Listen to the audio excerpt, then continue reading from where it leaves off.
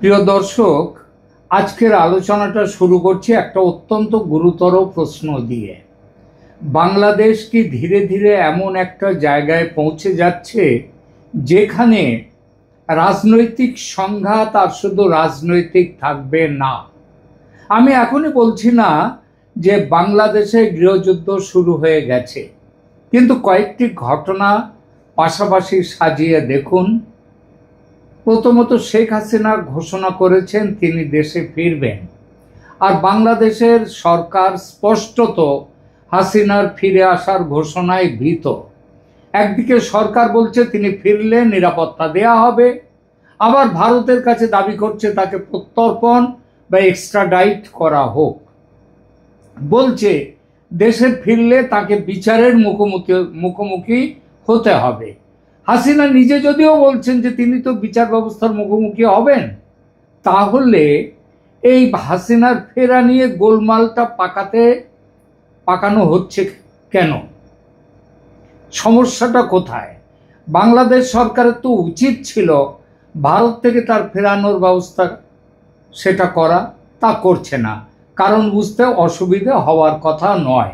হাসিনা দেশে ফিরলে ক্ষমতায় যারা ছিলেন এই মোহাম্মদ ইউনূসের অন্তর্বর্তী সরকার এবং এখন যারা আছেন অর্থাৎ তারেক রহমানের বিএনপি সরকার, তাদের বড় সমস্যা, বড় ভয়। তাই উল্টোপাল্টা দাবি করে এড়িয়ে যাওয়ার চেষ্টা করছেন তারা। বাংলা সরকার যাতে এড়াতে না পারে তার জন্য অনেক চেষ্টা করেছে ভারত, কিন্তু এড়িয়ে গেছে ঢাকা। তারেক রহমানের দিল্লি সফর নিয়ে কয়েকদিন ধরে যে প্রবল কূটনৈতিক তৎপরতা চলছিল তাতে আপাতত বিরতি। সফর আদৌ হবে কিনা অনিশ্চিত। আর এর মধ্যেই ঢাকার একাধিক বিদেশি দূতাবাসগুলিকে হুমকি দেওয়ার ঘটনা সামনে এসেছে। এই তিনটে ঘটনা, এই ঘটনাগুলো কি পরস্পর বিচ্ছিন্ন নাকি একটা সূত্রে এরা বাঁধা? সেটা হচ্ছে বাংলাদেশের ভেতরে তৈরি হচ্ছে খুব বড় রাজনৈতিক সংঘাতের ক্ষেত্র। এই ক্ষেত্রগুলো, এই সংঘাত, এই বিস্ফোরণ কোথায়? প্রথম বিস্ফোরণ শেখ হাসিনার প্রত্যাবর্তন। বাংলাদেশের রাজনীতিতে এই মুহূর্তে সবচেয়ে বড় প্রশ্ন সম্ভবত শেখ হাসিনা। তিনি বলেছেন ডিসেম্বরের মধ্যে দেশে ফিরতে চান। এখানে একটা কথা মনে রাখা দরকার, শেখ হাসিনার প্রত্যাবর্তন মানে শুধুমাত্র একজন প্রাক্তন প্রধানমন্ত্রীর দেশে ফেরা নয়।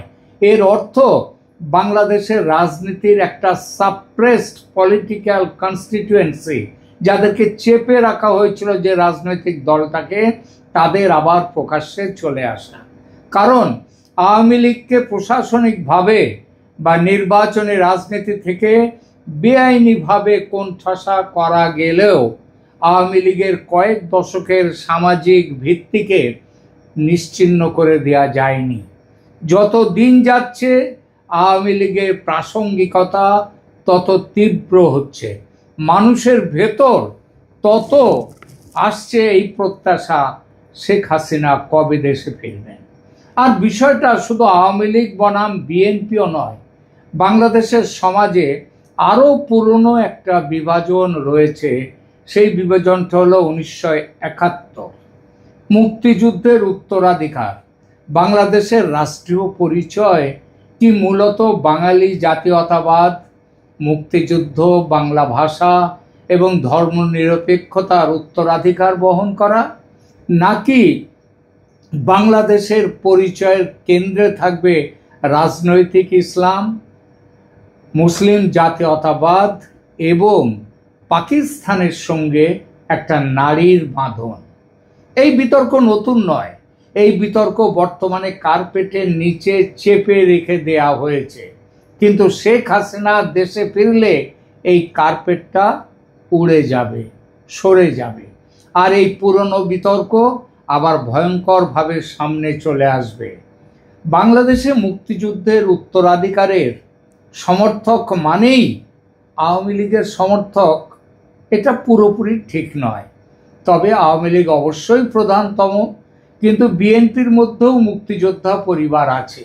বিএনপির মধ্যেও এমন মানুষ আছেন যারা পাকিস্তানি সেনাবাহিনীর 1971 সালের ভূমিকা সম্পর্কে কোনো আপোষ করতে রাজি নন। আবার বামপন্থী, উদারপন্থী সাংস্কৃতিক সংগঠন এবং নাগরিক সমাজের একটা অংশও আছে যারা আওয়ামী লীগের রাজনীতির বিরোধিতা করলেও বাংলাদেশের মুক্তিযুদ্ধ ভিত্তিক পরিচয়কে অস্বীকার করতে চায় না।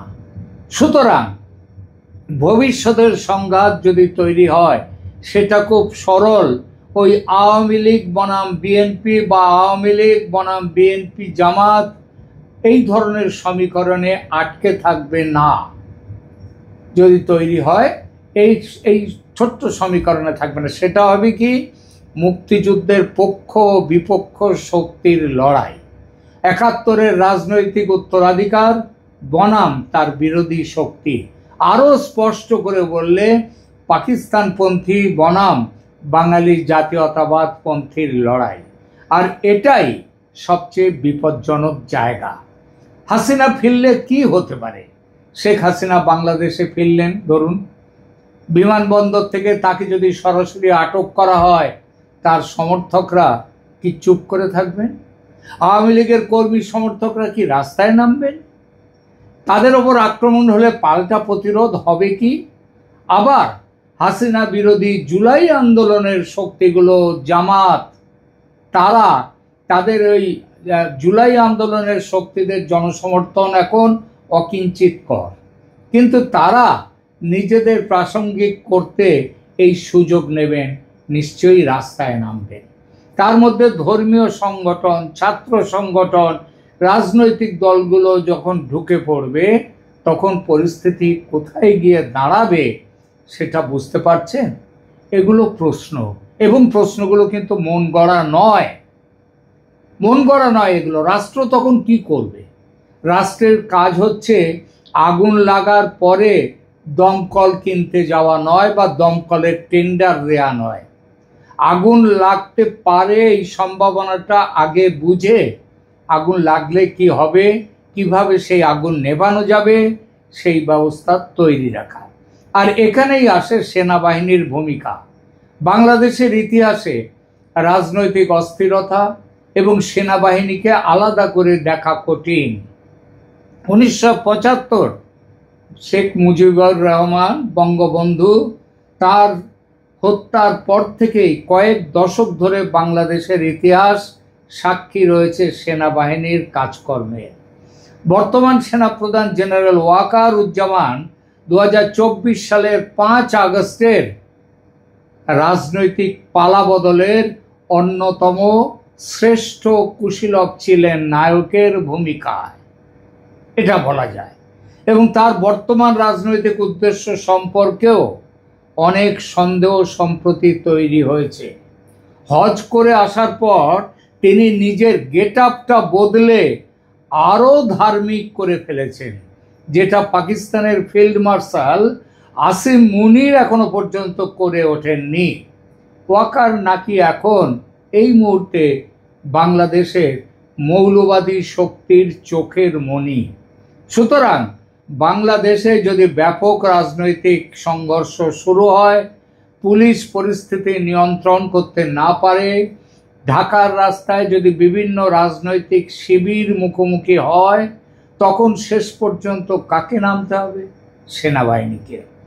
আর দক্ষিণ এশিয়ার ইতিহাস আমাদের একটা শিক্ষা দিয়েছে, রাজনীতিবিদরা যখন রাষ্ট্র পরিচালনায় ব্যর্থ হন, সেনাবাহিনী যখন রাস্তায় নামে তখন তারা শুধু ওই দাঙ্গা থামাতে নামে না, তারা ট্রাফিক পুলিশেও দাঁড়িয়ে থাকে না, দেশ বাঁচাবার নামে ক্ষমতার দখল নেয়।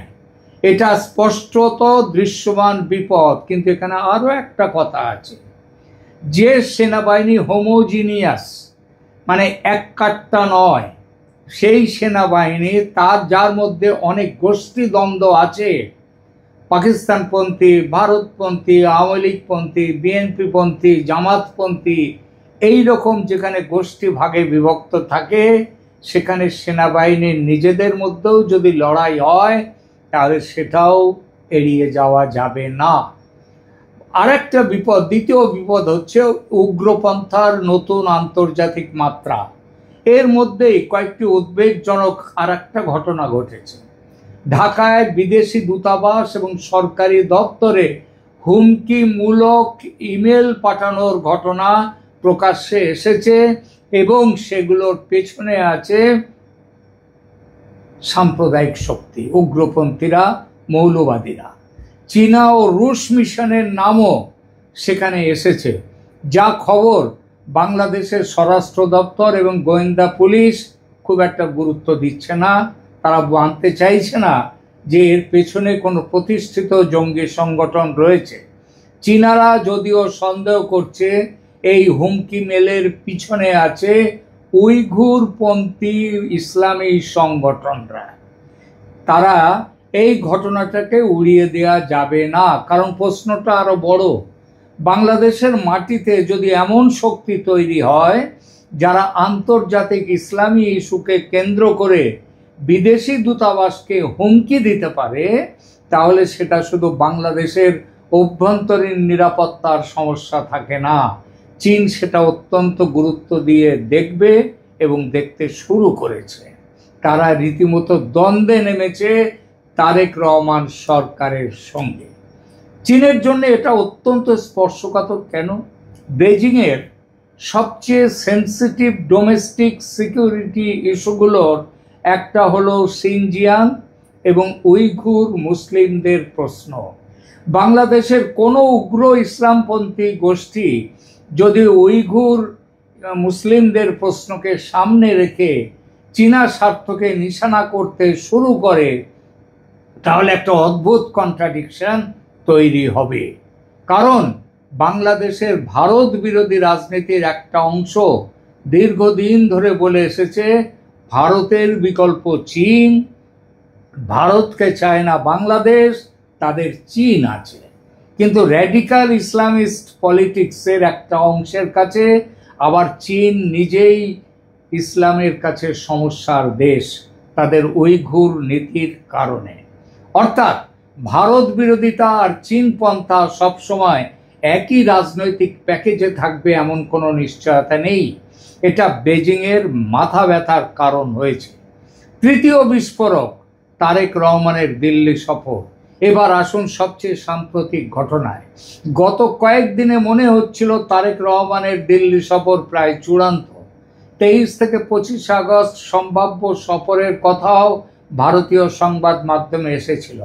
এমনকি রাষ্ট্রপতি ভবনের একটি বিজ্ঞপ্তিকে ঘিরেও জল্পনা তৈরি হয়, পরে সেটা প্রত্যাহার করা হয়। কিন্তু ঢাকা এখনো সফর নিশ্চিত করেনি।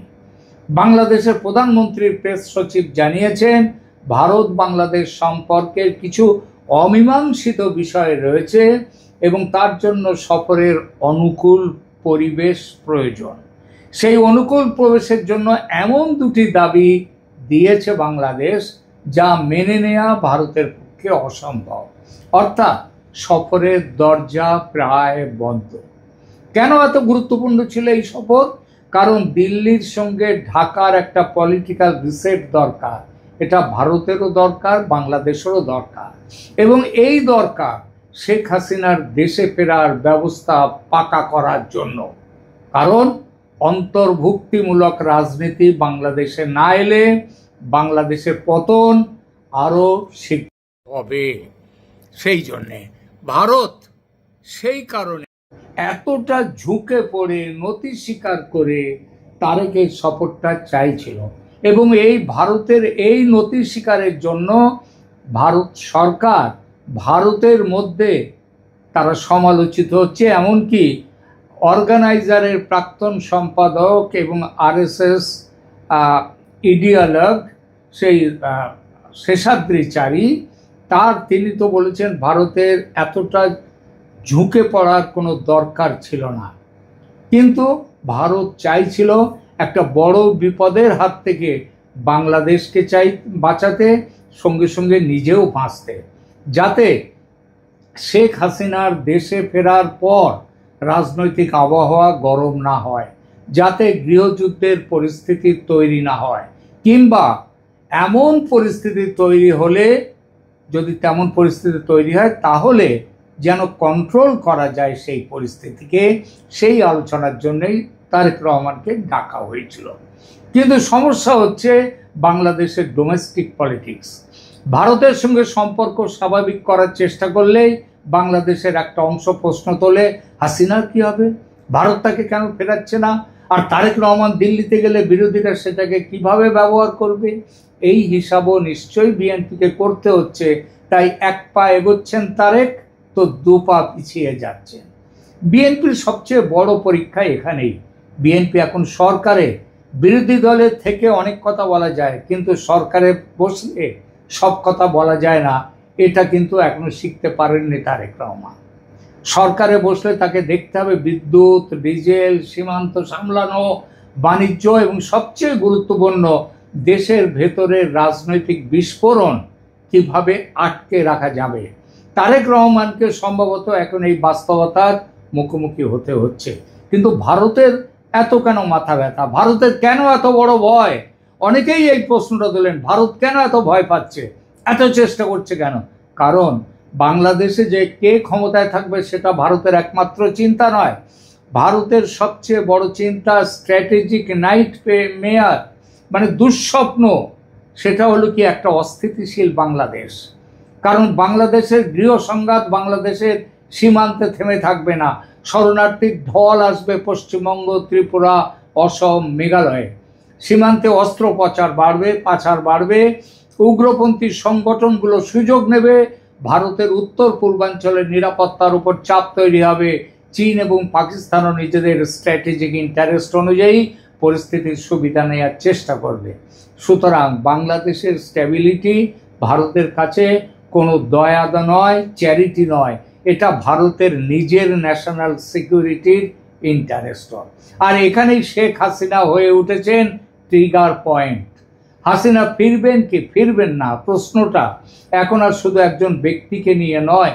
প্রশ্ন হচ্ছে তিনি ফিরছেন, এবং ফিরলে আওয়ামী লীগের রাজনৈতিক পুনর্গঠন শুরু হবে কি, তাকে গ্রেপ্তার করলে কি হবে, আওয়ামী লীগের ওপর নিষেধাজ্ঞা বল থাকলে তার সমর্থকরা কি করবে, আর জুলাই আন্দোলন এবং আওয়ামী লীগ বিরোধী যে শক্তি, ইসলামী শক্তি, তারাই বা কি করবে।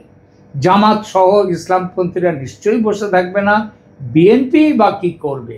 আর পরিস্থিতি হাতের বাইরে গেলে সেনাবাহিনী কি করবে। এই শেষ প্রশ্নটাই সবচেয়ে গুরুত্বপূর্ণ। এবার কি মনে হচ্ছে গৃহযুদ্ধের উপাদানগুলো একে একে কিভাবে দ্রুত তৈরি হচ্ছে বাংলাদেশে? প্রথমত গভীর রাজনৈতিক পোলারাইজেশন, দ্বিতীয়ত 1971-এর ইতিহাস নিয়ে আদর্শগত বিভাজন, তৃতীয়ত আওয়ামী লীগের বিপুল সামাজিক ভিত্তি কিন্তু সীমিত রাজনৈতিক স্পেস, এবং স্পেস দখলের জন্য তাদের অনিবার্য লড়াই। সুতরাং চতুর্থত আরও আছে ধর্মীয় রেডিকালাইজেশনের আশঙ্কা। আর পঞ্চমত সেনাবাহিনীর ঐতিহাসিক রাজনৈতিক ভূমিকা এবং ভারত, চীন, পাকিস্তানকে ঘিরে জিও পলিটিক্যাল কম্পিটিশন, প্রতিযোগিতা। এগুলো যদি যখন একই সময়ে বিস্ফোরিত যদি হয়, এবং সেটা হওয়ার সম্ভাবনা খুব বেশি, তখন সমস্যা শুধু ঢাকার থাকবে না, সমস্যা ভারতের, সমস্যা গোটা দক্ষিণ এশিয়ার। শেষ কথাটা বলি, বাংলাদেশের সামনে সম্ভবত এখন দুটি রাস্তা। একটি রাস্তা রাজনৈতিক রিকনসিলিয়েশন, বোঝাপড়া করা, ভুলে যাও সব অতীত, এখানে আবার নতুন করে এসো, যেখানে নির্বাচিত সরকার, বিরোধী শক্তি, আওয়ামী লীগের সামাজিক ভিত্তি, জুলাই আন্দোলনের অংশীদার, জামাত, রাষ্ট্রীয় প্রতিষ্ঠান, সবাইকে কোনো না কোনো রাজনৈতিক কাঠামোর মধ্যে রাখা হবে। আর এই রাস্তাটাই চেয়েছিল ভারত। তাই তারেক রহমানকে সাথে আলোচনা করে বাংলাদেশকে বাঁচাতে চেয়েছিল। আপাতত সেই চেষ্টা ব্যর্থ হয়েছে। আর দ্বিতীয় রাস্তাটা কি? প্রতিপক্ষকে নিশ্চিহ্ন করার রাজনীতি। ইতিহাস বলে দ্বিতীয় রাস্তাটা কখনো শেষ হয় না। আওয়ামী লীগকে শেষ কেউ করতে পারবে না। আজ আপনি প্রতিপক্ষকে নিষিদ্ধ করবেন, কাল প্রতিপক্ষ রাস্তায় নামবে, পরশু পুলিশ নামবে, তারপর সেনাবাহিনী, আর তারপর কে রাষ্ট্র চালাবে সেটা নির্বাচনের ফল ঠিক করে না, ঠিক করে বন্দুকের নল। শেখ হাসিনার দেশে ফেরার ঘোষণা তাই বাংলাদেশের জন্য শুধু একটি রাজনৈতিক খবর নয়, এটি বাংলাদেশের রাষ্ট্র ব্যবস্থায় সবচেয়ে কঠিন চাপের সময়। আর তারেক রহমানের সামনে প্রশ্নটা তাই ভয়ঙ্কর, তিনি কি এমন একটি বাংলাদেশ তৈরি করবেন যেখানে রাজনৈতিক শত্রুও রাজনীতি করার জায়গা পাবে, নাকি বাংলাদেশের রাজনীতি আবার এমন জায়গায় পৌঁছবে যেখানে শেষ সিদ্ধান্ত নেবেন রাজনীতিবিদরা নন, সেনানিবাসের জেনারেলরা?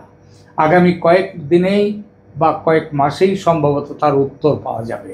আর সেই কারণেই বাংলাদেশের দিকে এখন শুধু দিল্লি নয়, বেজিং, ইসলামাবাদ, ওয়াশিংটন সবাই তাকিয়ে আছে।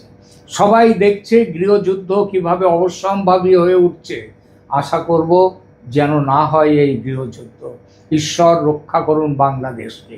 প্রিয় দর্শক, আপনার কি মতামত এই বিষয়ে কমেন্ট করে জানান। সহমত হলে লাইক দিন, শেয়ার করুন এবং চ্যানেল সাবস্ক্রাইব করে পাশে থাকুন। আবার দেখা হবে পরের প্রতিবেদনে। ধন্যবাদ।